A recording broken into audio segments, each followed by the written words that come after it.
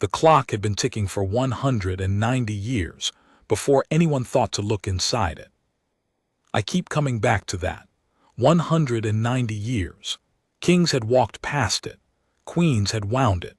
Prime ministers, ambassadors, generals, the whole long parade of history had crossed that room under its quiet brass face, and not one of them, not one, had ever had a reason to open the back of it and see what was really living in there. Until a woman named Margaret Hale did. On an ordinary, cold Thursday in the early spring, with a cup of tea going cold beside her and a soft cloth in her hand. And what she found changed how I'll think about that room for the rest of my life. My name is David. I worked at the palace for the better part of 30 years. I won't say which palace, and I won't say which room, because there are still things about all this that I'm not entirely free to discuss, and I'd rather tell you a true story carefully than a reckless one that gets someone in trouble. But I was there. I was in the building the day the camera was found. And Margaret was a friend of mine, as close as you get in a place where everyone keeps half of themselves locked away. So I'm telling you what I saw and what she told me and what came after. Let me start with Margaret, because to understand the clock, you have to understand her. Margaret was a horological conservator. That's the proper title. It means she looked after clocks. Old ones, important ones. The kind that are worth more than a house and tick with a sound you feel in your chest as much as here. She trained for years, apprenticed under a man who'd apprenticed under a man, a chain of careful hands going back further than I could follow, and she had this way of touching an object, any object, even a teacup, like it was alive and might be startled. She was in her late 50s when all this happened. Small, neat, gray hair always pinned up out of the way, reading glasses on a chain around her neck. She wore the same dark green cardigan most days with the sleeves pushed up, and her hands were always faintly stained with the oils and metals of her trade. She didn't talk much, but when she did, you listened, because she never wasted a word. And she loved that clock more than anything else in the building. The Carrington Long case, it was called, after the family that had gifted it to the crown back in the 1830s. It stood near the far wall of the room, taller than a man, dark walnut and gold, with a painted moon-phase dial and a tick so steady and so deep that the staff used to say you could set your heart by it. The late Queen, and this is true, it's well documented among the people who worked there, had been fond of it. Genuinely fond. She'd been known to pause in front of it, in passing, and watch the second hand sweep around, and sometimes, when she thought no one was looking, she'd reach out and touch the case the same way Margaret did, like it was a living thing. When the Queen passed in that gray autumn that the whole country remembers, a great many things in the palace changed. People left, routines shifted, new hands took over old jobs, and in all the upheaval the Carrington clock, her favorite, was scheduled for a full conservation, a deep clean, the kind it only got once every decade or two, every gear taken out, examined, oiled, every surface cleaned, the movement checked tooth by tooth. It was the sort of job Margaret had waited years to do. She'd told me more than once that she hoped she'd be the one to do the Carrington before she retired. "It's the finest thing in this building," she said to me once, over tea in the little staff kitchen. "And nobody's properly opened it up since the 70s. God knows what's gone stiff inside it." She'd smiled when she said it. She had no idea, none of us did, just how right she was about something being inside it that shouldn't be. It was a Thursday in March. I remember because the heating had failed again. It was always failing in that part of the building. Miles of old pipes nobody understood anymore. And the whole place was cold in that deep, stone-cold way that gets into your bones and stays there. There was a thin gray light coming through the tall windows, the kind of light that doesn't seem to come from the sun at all, just from the sky being pale. Outside, beyond the walls, you could hear the city going about its business. The hum of traffic, somewhere faintly, a busker playing something cheerful and out of place. Margaret had been given the room to herself for the conservation. That was normal. You don't have people traipsing through while someone's got the back off a priceless clock. There was a single junior staff member assigned to assist her, a young man named Owen, 23 or 24, eager and clumsy and forever apologizing. And there was the usual security, of course. There's always security in a place like that. But the room itself, for those few days, belonged to Margaret and her clock. She started the way she always started, slowly, respectfully. She told me about it afterward in such detail that I can see it as if I'd been standing there myself. She laid out her tools on a soft cloth on a folding table she'd brought in. She made her tea. She put on her reading glasses. And then she stood in front of the Carrington for a long moment, just looking at it, the way she always did before she touched anything. Saying hello, almost. Owen hovered nearby, fidgeting, asking if he should do anything, and she told him gently to just watch and learn and pass her things when she asked. The first day was the case. The exterior. Cleaning the walnut, checking the gilding, examining the glass over the dial. Nothing unusual. The clock was in beautiful condition for its age, she said, well cared for, loved, the way the best old things are. It was the second day, when she opened up the back, that everything changed. To clean the movement of a long case clock, you have to open the trunk, the long body of the thing, and get inside it. There's a hood at the top that lifts away, and a door at the front, and then there's the back, which on the Carrington was a single fitted panel of old wood, held in place by a series of small brass turn buttons. That panel hadn't been off, by Margaret's own estimate, since at least the last deep conservation in the 1970s. The dust around its edges was decades thick. She turned the little brass buttons one by one. Owen held a torch for her, and she eased the back panel away from the body of the clock, gently, gently, because old wood can crack if you rush it, and she set it aside against the wall. And then she looked into the back of the clock with her torch. She told me she knew something was wrong before her mind could even put words to it. That's how it is with people who really know their craft. They see wrongness before they see the thing itself. Her eyes went over the brass and steel of the movement, the great weights on their lines, the pendulum, all of it exactly as it should be, 200 years of beautiful engineering, and then they snagged on something. Something small, something black, something that did not belong. Tucked up high in the back corner of the trunk, fixed to the inside of the wood with a small bracket, was an object about the size of a matchbox. Black plastic, modern, utterly, screamingly out of place among all that aged brass and walnut. And on the front of it, facing forward, pointed through a tiny hole that someone had very carefully drilled in the side of the case. A hole positioned, she realized with a slow, cold horror, so that it looked directly out into the room, was a single dark glass lens. She didn't touch it. That was the first thing she told me, and she told me with some pride, even through her shock. I didn't touch it, David. Whatever else I did wrong that week, I got that right. I knew straight away what it was, and I knew you don't touch a thing like that. It was a camera. A small, modern, hidden camera. Inside the late Queen's favorite clock, pointed out into one of the most private and important rooms in the entire building. And it was wired into something. A thin cable ran from the back of the device, down through the inside of the trunk, disappearing into the base of the clock where the weights hung. Power, she guessed, or data, or both. She didn't know. She wasn't an electronics expert. She was a woman who cleaned 200-year-old clocks, and she had just found a thing from a spy film hidden inside the most treasured object she had ever been given to care for. She said the room went very quiet.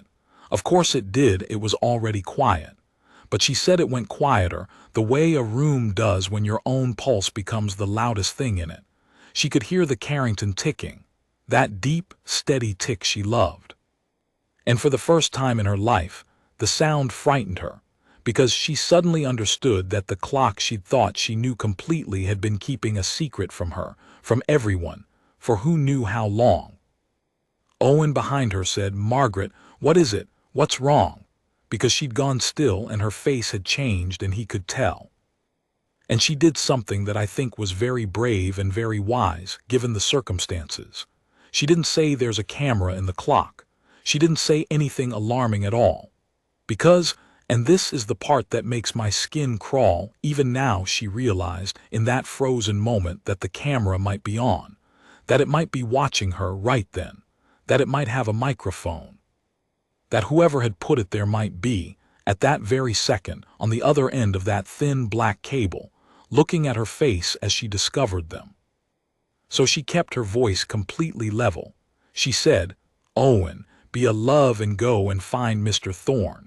Tell him I've found a problem with the movement and I need him to come and look at it himself. Tell him it's the sort of thing he'll want to see in person."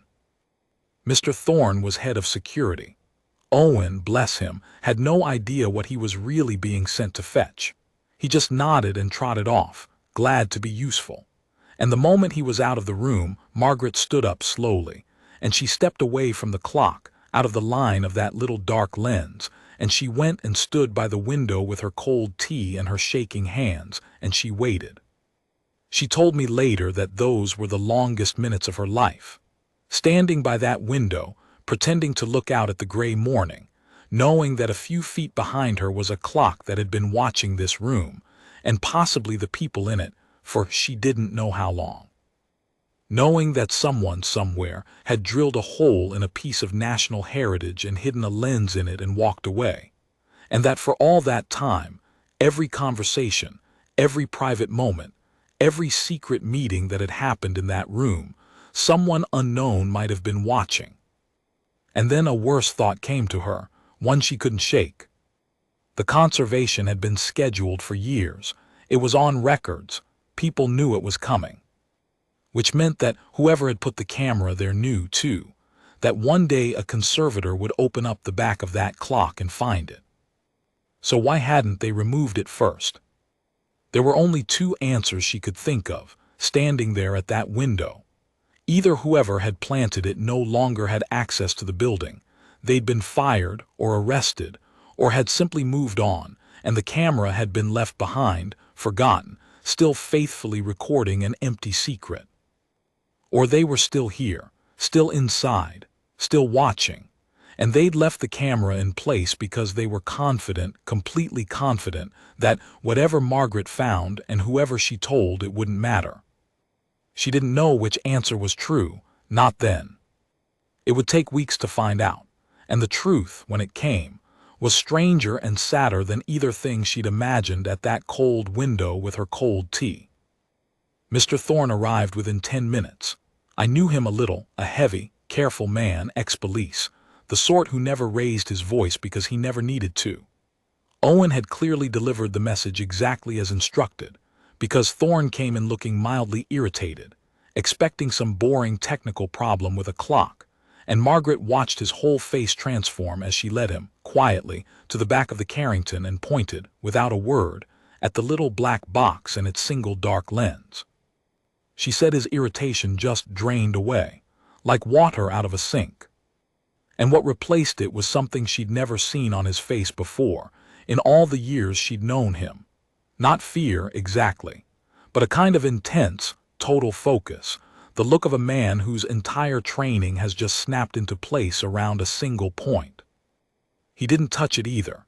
He stood and looked at it for a long, long moment. Then he took out his phone and then he stopped and put it away again, and Margaret understood why. If the room was being watched, it might also be being listened to.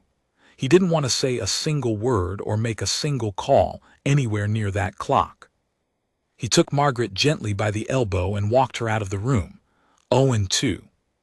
He posted a member of his own staff at the door, one person, just to make sure no one went in, and he led the two of them down the corridor, around a corner into a small windowless office, and he closed the door. And then in that little room, in a low and steady voice, he asked Margaret to tell him everything, from the beginning. That was the moment, she said, when it stopped being a strange discovery and became something else. Something with weight. Something with consequences she couldn't yet see the edges of. Because when the head of security closes a door and lowers his voice and asks you to start from the beginning, you understand all at once that you have walked into the middle of something very large and that there is no walking back out. I found out about all of it that same afternoon, though not the details, not then. I just knew that something had happened in the room with the Carrington clock, that Margaret had been with security for hours, that Owen had been sent home early looking pale and confused, and that there was a new, quiet tension running through the building like a cold draft you couldn't find the source of. I caught Margaret for just a moment late in the day in the corridor. She looked exhausted, hollowed out. I asked her if she was all right, and she looked at me for a long second and she said something I have never forgotten. She said, "David, I've spent my whole life believing that old things keep their secrets, that you can trust them, that a clock is just a clock." She paused. I was wrong about that. Some secrets aren't old at all. Some of them are watching you right now. And then she walked away down the corridor, a small gray-haired woman in a dark green cardigan, and I stood there in the cold, not understanding any of it. I would understand soon enough. We all would. Because the question that was already forming, the question that would consume the next several weeks of all our lives, the question that I still don't think has ever been fully, honestly answered, was a simple one. Who had been watching, and for how long? For 3 days almost nothing happened. At least, that's how it looked from the outside. That's the thing nobody tells you about a real investigation, as opposed to the ones on television. On television, someone finds a hidden camera, and within the hour there are men in suits shouting and computers being seized and a dramatic chase down a corridor. In real life, when something like this is found in a building like that one, the response is almost terrifyingly quiet. Slow, patient, like watching a spider decide whether to move. The room with the Carrington clock was closed. Officially, it was undergoing extended conservation work. Unofficially, it was sealed, and a very small number of very serious people came and went from it at odd hours, and the rest of us were told nothing and asked to carry on as normal. But you can't really keep a thing like that quiet among the staff. Not entirely. We knew. We didn't know what exactly, but we knew that something had been found and that it was bad and that it had to do with Margaret and the clock. People started behaving strangely, whispering, watching each other. Because here's the awful logic of it, the thing that poisoned the whole building in those weeks. If there was a camera, then someone had put it there. And if someone had put it there, then it might be someone we knew. Someone we'd worked beside for years. Someone who'd made us tea and asked after our families and quietly, all the while, been doing something unspeakable. You start looking at people differently when that thought gets into you. I'm ashamed to say I did it too. I caught myself studying the faces of people I'd trusted my whole career, wondering. It's a horrible way to live, even for a few weeks. Suspicion is a kind of acid. It doesn't just eat the guilty, it eats everything. Margaret, meanwhile, had become a key witness, and it was wearing on her badly. She wasn't allowed to talk about the details. They'd made that very clear, but she could talk to me about how she felt. And we'd sit in the staff kitchen in the evenings after most people had gone, and she'd hold her tea and tell me, in a low voice, how she couldn't sleep, how she kept seeing the lens, how she'd lie awake replaying every conversation she'd ever had in that room, going back years, trying to remember what she might have said, what she might have done, what the camera might have caught. "That's the thing that gets you," she said to me one night. The kitchen was dark except for the one light over the sink. Rain was coming down outside, soft and steady. It's not what they saw. It's not knowing what they saw. Your whole memory becomes a crime scene. Everything you ever did in that room you have to look at again, but now there's a stranger standing in the corner watching. Years of it. I'll never get those years back clean. They're all spoiled now. I didn't know what to say to that. I still don't. I just sat with her and let the rain fill the silence. And after a while she patted my hand and said thank you and went home to a flat where, she'd confessed to me earlier, she'd started unplugging her television at night and turning her phone face down. The thing had got into her, the watching. Once you know one object was watching you, every object becomes suspect. The technical people, I learned much later, had been working on the camera the whole time. They couldn't just rip it out, they wanted to understand it first. where the cable went, what it connected to, whether it was still transmitting, and if so, to where. This is the painstaking, invisible part, the part that took the days when nothing seemed to be happening. What they found when they finally traced that thin cable down through the base of the clock was the first real shock of the investigation. Because the cable didn't go to a transmitter. It didn't beam its pictures out over the airwaves to some van parked across the city, the way you'd imagine. It went down. Down through the base of the clock, through a hole drilled in the floor beneath it. An old floor, a floor nobody had any reason to examine, and into the space below. And in that space below, tucked into the dark between the joists, they found a small, weatherproofed box, a recorder and a power source. And this is the part that made the technical people go very still: a hard drive, a local one. The camera hadn't been broadcasting anything to anyone. It had simply been recording, quietly, patiently, onto a drive hidden under the floor that someone, presumably, came back to collect and swap out from time to time. Which told them two things straight away. The first was that whoever had done this had access not just to the room, but to the floor below it, and the knowledge and the time and the freedom to drill through ancient floorboards and run cable and hide a recorder where nobody would ever think to look. This was not a tourist. This was not an opportunist. This was someone who knew the building intimately, who could move through it without being questioned, who had the technical skill to install all of this and the nerve to do it inside one of the most secure buildings in the country. The second thing was worse. If the camera was recording to a local drive that had to be physically collected, then somebody had been coming back, regularly, for as long as the camera had been there.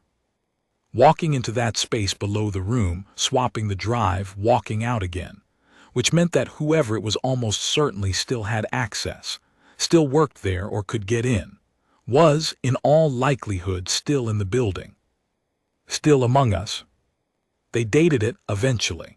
The installation, from the dust, from the wear, from the small forensic clues that people who do this for a living know how to read, and the answer landed like a stone in still water.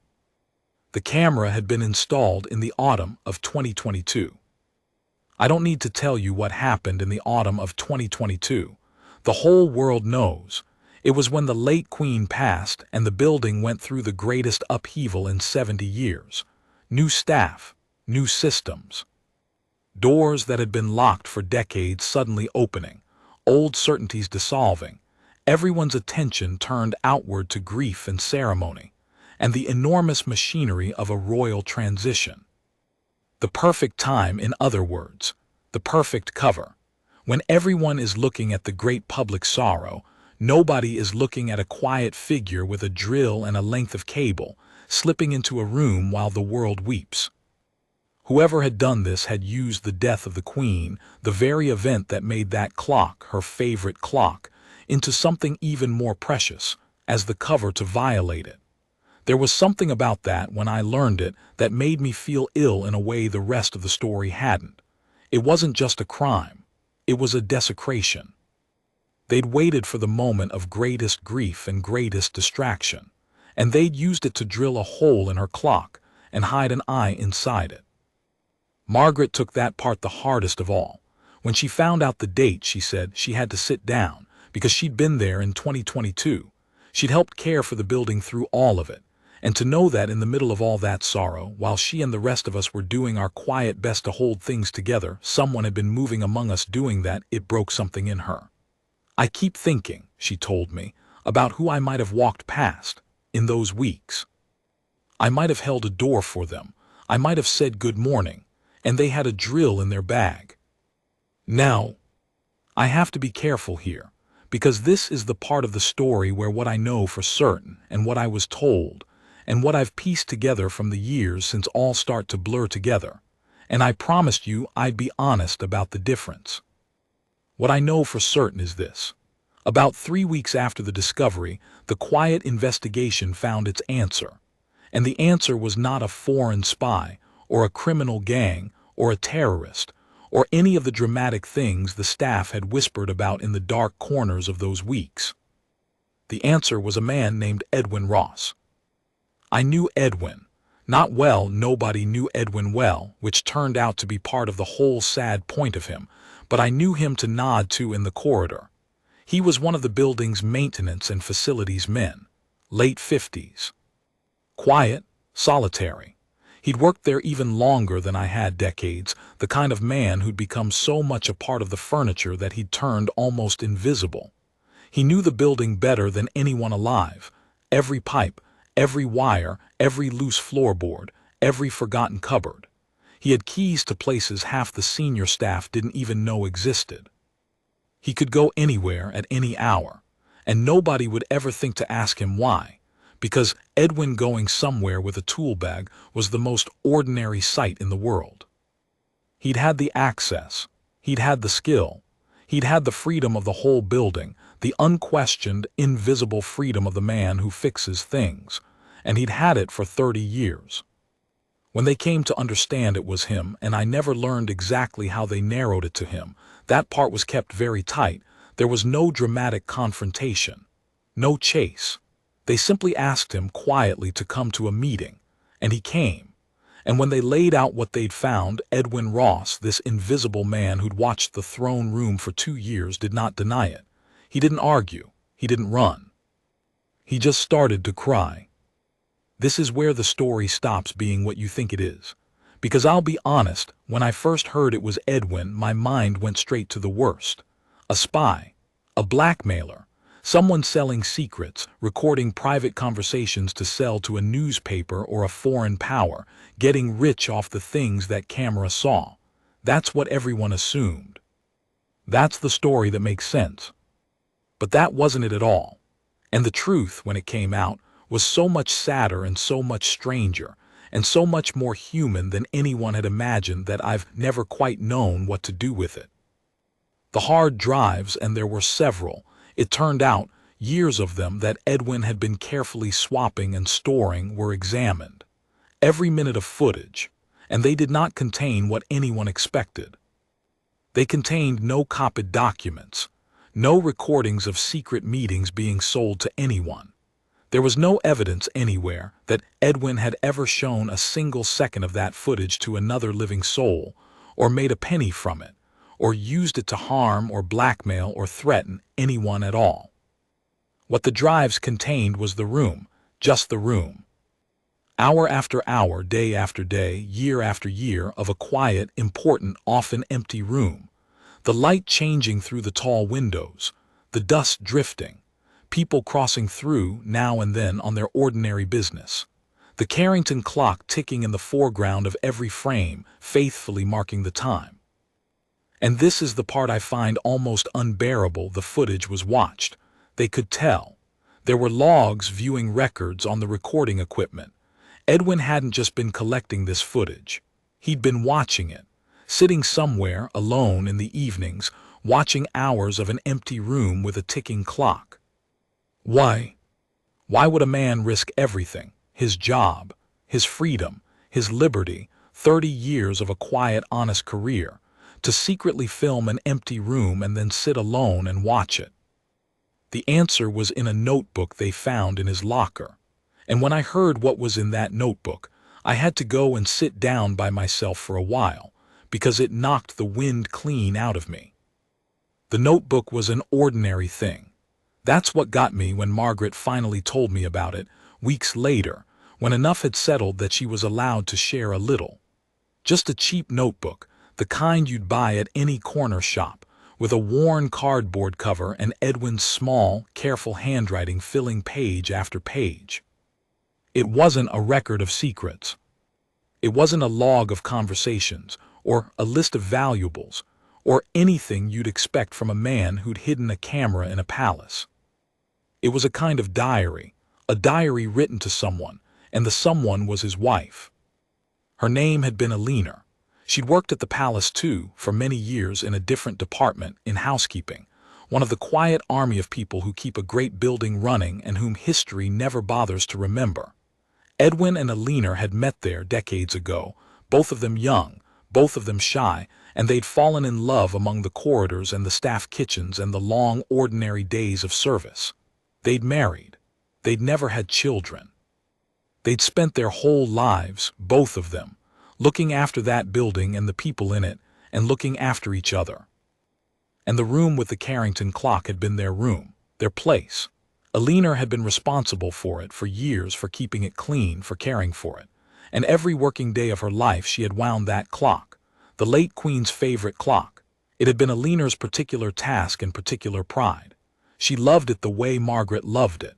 She'd polish the case and wind the movement and stand for a moment, the notebook said, just listening to it tick, the same way the Queen herself was known to do. Edwin used to bring Alina her tea in that room, in the quiet of the early mornings before the building woke up. The notebook described it. He'd come in with 2 cups, and she'd be there with her cloth and her quiet smile, and they'd stand together by the great clock for a few stolen minutes, just the 2 of them, in one of the grandest rooms in the country, and it was, he wrote, the happiest part of every single day of his life. Alina died in the early summer of 2022. A sudden illness, fast and cruel the way it sometimes is. 1 month she was winding the clock and smiling at him over her cup of tea, and a few months later she was gone, and Edwin, quiet, invisible Edwin, who had no children and no family left and had poured his entire heart into one woman for 40 years, was alone in the world. And then that same autumn the Queen passed too. And in the great upheaval that followed, Edwin learned that the room was to be reorganized, that Alina's old duties were being reassigned, that the quiet morning rituals, the world they'd built together in that space, were going to be erased and replaced and forgotten, the way everything is eventually erased and replaced and forgotten. He couldn't bear it. That's what the notebook said in his small, careful hand. He couldn't bear to lose the room too. He'd already lost her. He couldn't lose the place where they'd been happy. So he did the only thing his grief-cracked mind could think of. He used his skill and his access and his 30 years of invisible knowledge, and in the chaos of that morning autumn, he hid a camera inside the clock, her clock, the one she'd wound every day. And he pointed it out at the room where they'd been happy. And he went home in the evenings, to the empty flat where her cardigan still hung on the back of the door, and he watched it. He wasn't watching the throne. He wasn't watching for secrets. He wasn't spying on anyone at all, not really. He was watching the room where his wife used to stand, waiting, I think in some broken and hopeless way, for her to walk back into the frame. There was a line in the notebook that Margaret recited to me from memory, because she said she'd never be able to forget it, and now neither can I. He'd written on one of the later pages, "I know she won't come, I'm not mad, I know she's gone. But the clock is still ticking, and she's the one who kept it going, and as long as I can see it tick I can pretend she's just stepped out of the room for a moment and she'll be back to wind it. That's all I want. I just want one more morning where she might walk in with the tea." When Margaret read that to me, in the dark staff kitchen with the rain coming down, neither of us said anything for a long time. There was nothing to say. The whole building had spent weeks terrified, suspicious, imagining spies and traitors and foreign plots. And the truth, the small, terrible human truth at the bottom of it all, was just a lonely old man who missed his wife so much that he'd committed a serious crime for the chance to watch an empty room where she used to stand. I won't pretend it wasn't serious. It was. What Edwin did was wrong and dangerous, and a genuine breach of security in a place where security is not a small matter. A hidden camera in such a room could have been catastrophic if it had fallen into the wrong hands, if someone had found that hard drive before the investigators did, if Edwin had ever been careless, if any one of 100 things had gone differently. The people whose job it is to protect that building were right to take it as seriously as they did. I want to be clear about that, because I don't want you to come away thinking it was all just a sweet and harmless thing. It wasn't. It could have been a disaster. But it wasn't a disaster. And when the truth came out, when they understood who Edwin was, and what he'd really been doing, and why something happened that I didn't expect, and that I've held on to ever since as one of the few genuinely good things to come out of that whole grim affair. They were kind to him. They didn't have to be. By every rule and every protocol, Edwin Ross should have been arrested, prosecuted, made an example of, his name dragged through every newspaper in the country. Palace worker hid camera in late Queen's clock. You can imagine the headlines. They'd have destroyed him, and legally they'd have been within their rights. But the people who handled it, and I'll always be grateful to them, whoever they were, because I never learned their names, they looked at the whole of it. The notebook, the footage of nothing but an empty room, 40 years of devoted, spotless service from both Edwin and Alina, a grief so total it had broken a good man's judgment, and they made a quiet, humane decision. The camera was removed. The clock was repaired. Margaret did it herself with infinite care, filling the drilled hole so skillfully that you'd never know it had been there. Edwin was retired quietly on medical grounds, with his pension intact and his name kept out of the papers. And he was required to accept help, real help, the kind he should have been given the day his wife died, and never was, because nobody had noticed that the invisible man was drowning.